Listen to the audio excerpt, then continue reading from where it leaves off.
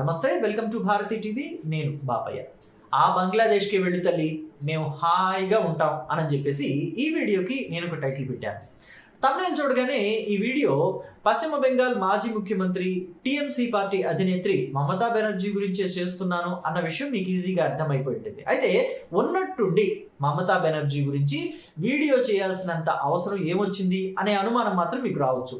ఎందుకని అంటే ప్రస్తుతం బంగ్లాదేశ్లో కొంతమంది ప్రజలు, అందరూ కాదు, కొంతమంది ప్రజలు మాత్రం ఎక్కువ సంఖ్యలోనే, మళ్ళీ కొంతమంది అంటే మళ్ళీ తక్కువ మంది అనుకునేరు మీరు, చాలా ఎక్కువ సంఖ్యలోనే పశ్చిమ బెంగాల్లో మమతా బెనర్జీ ఓడిపోయారు అనే బాధతోటి, దుగ్ధతోటి, దురదతోటి, నొప్పితోటి వాళ్ళు అక్కడ నిరసనలు చేస్తున్నారు. పశ్చిమ బెంగాల్కి బంగ్లాదేశ్కి ఏమైనా సంబంధం ఉందా? మమతా బెనర్జీ అక్కడ ముఖ్యమంత్రిగా ఉంటే ఏంటి, వీళ్ళకి ఉండకపోతే ఏంటి, వీళ్ళకి ఎందుకు అంత దురద, అంత నొప్పి అని చెప్పి మీకు అనిపించవచ్చు. అయితే వీడియో చేస్తూ జర్నలిజంలో ఇలాంటి దురద, నొప్పి అనే పదాలను వాడటం ఏమన్నా సమంజసంగా ఉందా అంటే, నాకు నా దేశం మీద ప్రేమ ఎక్కువ ఉంది కాబట్టి నేను ఖచ్చితంగా వాడతా ఇలాంటి పదాలు. అందుకు మీకు అభ్యంతరంగా అనిపిస్తే నన్ను క్షమించండి. అయితే ఇక్కడ ఎందుకు ఇలాంటి పదాలు వాడారని చెప్పి మీకు ఖచ్చితంగా తెలియజేస్తాను. అయితే ముందుగా ఈ వీడియో చూడండి. నేను ఒక వీడియోని మీకు ఇక్కడ ప్లే చేస్తాను. బంగ్లాదేశ్లో మమతా బెనర్జీ కోసం కొన్ని కోట్ల మంది ప్రజలు మద్దతు ఉంది.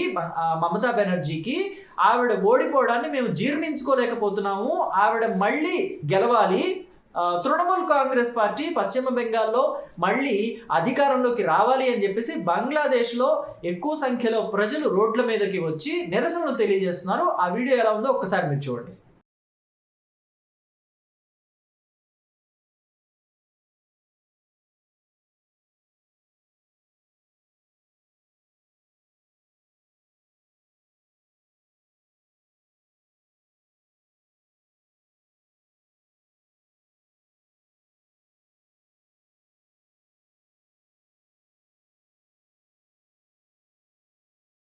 సో చూశారు కదా, ట్రక్కుల కొద్దీ జనం బయటకు వచ్చి, ఇంకా కొన్ని వీడియోస్ అయితే నేను చూపించలేదు ఎందుకంటే కాపీరైట్స్ పడతాయి కాబట్టి, యూట్యూబ్ గైడ్ లైన్స్ ఫాలో అవ్వాలి కాబట్టి కాపీరైట్స్ని ఉద్దేశించి నేను కొన్ని వీడియోస్ మీకు చూపించలేదు. కొంతమంది అయితే రోడ్ల మీదకి వచ్చి మమతా బెనర్జీ ఓడిపోయిందని చాలా బాధని, దుగ్ధని వ్యక్తపరుస్తున్నారు. సో అయితే అంత బాధగా ఉంటే మమతా బెనర్జీని తీసుకొచ్చి బంగ్లాదేశ్లో పోటీ చేయించుకోకపోయారా? బంగ్లాదేశ్ దేశాధినేతగా మమతా బెనర్జీని ఎన్నుకోకపోయారా? టీఎంసీ పార్టీని అక్కడే పెట్టుకోకపోయారా? పశ్చిమ బెంగాల్లో ఎందుకు? బంగ్లాదేశ్ ప్రజలకి అంత నొప్పిగా ఉంటే మమతా బెనర్జీ ఓడిపోయిందని ఆవిడ తీసుకొచ్చి ఇక్కడే పెట్టుకోవచ్చు కదా. ఎందుకు పశ్చిమ బెంగాల్లో అంటే, ఎందుకని అంటే బంగ్లాదేశ్లో కరువు కాటకాలు ఎక్కువగా ఉన్నాయి. ఇక్కడ ఆహారం దొరక్కో, ఉద్యోగాలు దొరక్కో, పని దొరక్కో అల్లాడిపోయే వాళ్ళంతా పశ్చిమ బెంగాల్ రావచ్చు. పశ్చిమ బెంగాల్లో మమతా బెనర్జీ ఉంటే వాళ్ళ ఆటలన్నీ సాగుతాయి. పశ్చిమ బెంగాల్లో మమతా బెనర్జీ లేదనుకోండి, ఈ చొరబాట్లన్నీ కూడా కష్టమైపోతాయి. అంటే చొరబాటు అంటే ఏంటి? బంగ్లాదేశ్లో నుంచి పశ్చిమ బెంగాల్కి దొంగచాటుగా రావటం. సో ఇలాంటివన్నీ కష్టమవుతాయి కాబట్టి మమతా బెనర్జీయే మళ్ళీ పశ్చిమ బెంగాల్ ముఖ్యమంత్రి కావాలి అని చెప్పేసి బంగ్లాదేశ్లో కొంతమంది ఆర్తనాదాలు చేస్తున్నారని చెప్పాలి. సో అయితే గతంలో మనం చూసినట్లయితే మమతా బెనర్జీ ఓడిపోగానే గుంపులు గుంపులుగా ప్రజలు అని, కొన్ని లక్షల మంది ప్రజలు, 1 కాదు, 2 కాదు, 10 కాదు, 20 కాదు, 100 కాదు, 1000 కాదు, కొన్ని లక్షల మంది ప్రజలు గుంపులు గుంపులుగా నెత్తి మీద సామానంతా పెట్టుకొని బిషాణా ఎత్తేసి పశ్చిమ బెంగాల్ నుంచి పక్క దేశమైన బంగ్లాదేశ్కి చేరుకున్నారు. సో మరి అలాంటి ఆటలన్నీ సాగవు కదా. ఇప్పటికే భారతీయ జనతా పార్టీ పశ్చిమ బెంగాల్ని ఆక్రమించి అక్కడ జెండా పాతటంతో పశ్చిమ బెంగాల్ ప్రజలంతా కూడా ఆనందోత్సాహాల్లో మునిగి తేలుతున్నారు, సంబరాలు చేసుకుంటున్నారు ఒక మాటలో చెప్పాలంటే. కానీ బంగ్లాదేశ్ వాళ్ళంతా పాపం ఆర్తనాదాలు చేస్తున్నారు, అల్లాడిపోతున్నారు. మామూలుగా ఆ మీమ్స్లో వస్తాయి చూసారా, అల్లాడిపోతున్నాడమ్మా అని చెప్పేసి, అలా పశ్చిమ బెంగాల్ ప్రజలంతా కూడా అల్లాడిపోతున్నారు. మొన్న బంగ్లాదేశ్కి చెందిన ఒక మంత్రి కూడా బాగా అల్లాడిపోయాడు. পশ্চিম বাংলায় খুব সাম্প্রতিক সময়ে একটি নির্বাচন হয়েছে। বাংলাদেশের পার্শ্ববর্তী এলাকা হিসেবে পশ্চিমবঙ্গ আমাদের জন্য অত্যন্ত গুরুত্বপূর্ণ। সেই নির্বাচন তাদের অভ্যন্তরীণ বিষয়, কিন্তু নির্বাচন নিয়ে আমরা এই জন্য কোনো কথা বলতে চাই না। কিন্তু আমরা দেখেছি নির্বাচনের আগে কয়েক লাখ ভোটারের নাগরিকত্ব কেড়ে নেওয়া হয়েছিল, তাদেরকে ভোটদান থেকে বিরত রাখা হয়েছিল। তাদের অধিকাংশ ছিল মুসলমান এবং মতুয়া সম্প্রদায়ের। এবং আমি সংসদে এটা বলেছি, আমরা বলেছি এই যে মুসলমানদেরকে সেখানে নির্যাতন করা হচ্ছে, তাদের ভোটাধিকার কেড়ে নেওয়া হচ্ছে, এটার প্রভাব বাংলাদেশেও পড়বে এবং নির্বাচনের পরেও সেখানে মুসলিম নির্যাতন হচ্ছে, মতুয়া দলিত সম্প্রদায়, সংখ্যালঘু সম্প্রদায়ের উপর নির্যাতন করা হচ্ছে। আমরা একটা কথা সুস্পষ্টভাবে বলতে চাই, আপনাদের উদ্দেশ্যে বলতে চাই, পশ্চিমবঙ্গের এই নির্বাচনের ফলাফলের পরে বাংলাদেশের দায়িত্ব অনেক বেড়ে গিয়েছে। বাংলাদেশকে দায়িত্বশীল আচরণ করতে হবে। বাংলাদেশের স্বাধীনতা, সার্বভৌমত্ব, এদেশের হিন্দু, মুসলমান, বৌদ্ধ, খ্রিস্টান সকলের নিরাপত্তা এবং নাগরিক অধিকার নিশ্চিতের দায়িত্ব আমাদেরকে নিতে হবে।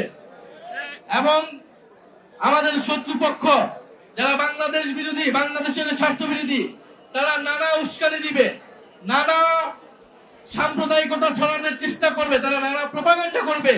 আমাদেরকে এই বিষয়ে সচেতন থাকতে হবে। আমরা এটা দেখিয়ে দিব, দক্ষিণ এশিয়ায় সংখ্যালঘুদের জন্য సబ్జెక్ట్ నిరాపద స్థాంతి হবে ఈ బంగ్లాదేశ్. పాపం మమతా బెనర్జీ ఓడిపోయిందని ఆయన ఎంతలాగా అల్లాడిపోయాడో మమతా బెనర్జీ కూడా అంతలా అల్లాడిపోయాడు. పైగా ఇంకొకటి ఏంటంటే ఇక్కడ పశ్చిమ బెంగాల్ ముఖ్యమంత్రిగా ప్రస్తుతం సువేందు అధికారి ఉన్నారు కదా, ఆయన ఒక 45 days యాక్షన్ ప్లాన్ రెడీ చేశారు.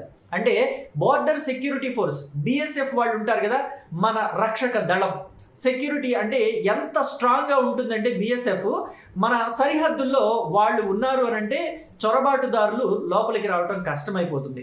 మరి అలాంటి BSFకి ఇంకా ప్రత్యేక అధికారాలు, ప్రత్యేక పవర్స్ ఇవ్వబోతున్నాడట సువేందు అధికారి. సో సువేందు అధికారి ఇంకొకటి ఏం చెప్తున్నారంటే బార్డర్ని మరింత పటిష్టంగా మార్చబోతున్నాం, అక్కడ కంచె కూడా ఇంకా భద్రతని ఎక్కువ చేసే విధంగా అక్కడ ఒక స్కానర్ని కూడా ఏర్పాటు చేస్తాము. ఎవరైనా సరే ఇతర దేశస్తులు భారతదేశంలోకి పశ్చిమ బెంగాల్ బార్డర్ దగ్గర నుంచి లోపలికి అడుగు పెట్టాలంటే కుదరనివ్వము, శత్రు దుర్భేద్యంగా తయారు చేసేస్తాం పశ్చిమ బెంగాల్ బార్డర్ని అని చెప్పేసి ఆయన చెప్తున్నారు. సో ఇక మొత్తం మీద చూస్తే పశ్చిమ బెంగాల్లోకి అడుగు పెట్టాలంటే బంగ్లాదేశీయులకి కుదరని మాట, అందుకనే వాళ్ళు ఆ స్థాయిలో ఆర్తనాదాలు చేస్తున్నారని చెప్పేసి తెలుస్తుంది. అయితే ఇప్పుడు మమతా బెనర్జీ ఏం చేస్తుంది అనే కదా మీకు డౌట్ రావాల్సింది. ఎస్, ఆవిడ కాళీఘాట్లోని తన నివాసానికే పరిమితం అయిపోయింది. పైగా ఆవిడకి సెక్యూరిటీ ఎవరో తెలుసా? సొంత సెక్యూరిటీ కూడా కాదు, కేంద్ర భద్రతా బలగాల్ని ఇక్కడ ఆవిడకి సెక్యూరిటీగా ఏర్పాటు చేశారు. ఎందుకని అంటే ఏ సమయంలో అయినా ఎలాంటి డ్రామా అయినా మమతా బెనర్జీ ఆడొచ్చు. ఇక్కడ పశ్చిమ బెంగాల్ ప్రజల దగ్గర నుంచి మళ్ళీ మద్దతు కూడగట్టుకోవడానికి ఆవిడ మీద ఆవిడే దాడి చేయించుకోవచ్చు. ఎందుకంటే మరి గతంలో ఆవిడ మీద ఎలా దాడి జరిగిందో తెలియదు. పశ్చిమ బెంగాల్లో శాసనసభ ఎన్నికలు జరిగాయి కదా 2021లోనో 22లోనో, మరి ఆ టైంలో ఆవిడ మీద ఎలా దాడి జరిగిందో తెలియదు.